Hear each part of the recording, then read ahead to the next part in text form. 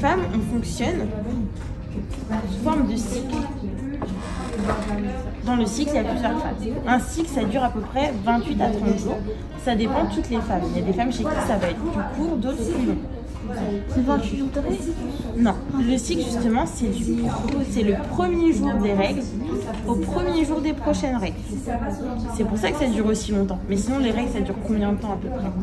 Une semaine à peu près. Ça dépend des femmes. On est d'accord que chaque femme est différente, du coup ça dépend, ça varie chez toutes. Certaines une semaine, d'autres plutôt 3-4 jours, les plus chanceuses. Et puis il y en a d'autres, ce sera peut-être plus 8-10 jours, ça arrive. Ton cycle commence, tu as tes règles pendant cette phase. Donc ton endomètre se dégrade, ça va.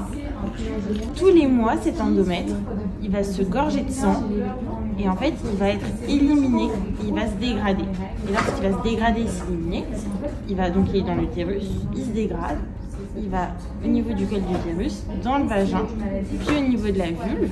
En fait, c'est comme ça nous qu'on se retrouve avec du sang dans notre culotte. Et donc, ça nous donne les règles.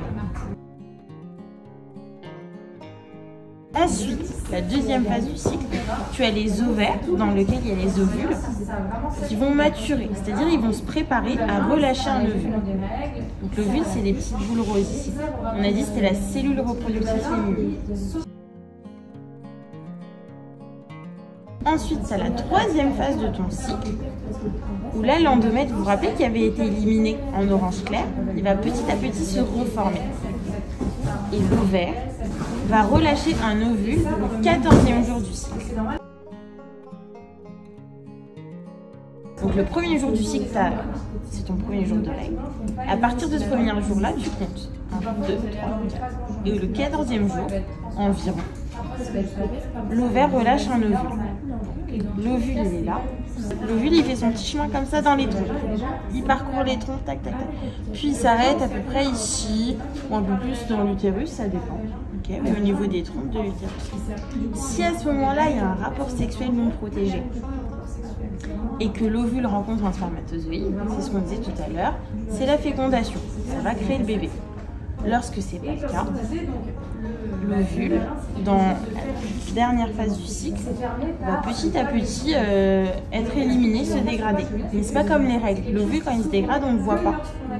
C'est juste, ça joue au niveau des hormones, ça va être éliminé, mais on ne le voit pas visuellement. Et donc du coup, si par contre il y a la fécondation, qu'il y a un bébé qui se forme, il va venir s'accrocher au niveau de l'endomètre. C'est pour ça qu'en fait l'endomètre se détruit tous les mois puis se reforme.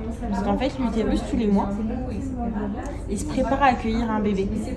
Et lorsqu'il voit qu'il n'y a pas de bébé, ben, du coup il se dit c'est pas grave, je vais me dégrader et je vais reformer ma muqueuse pour le mois prochain.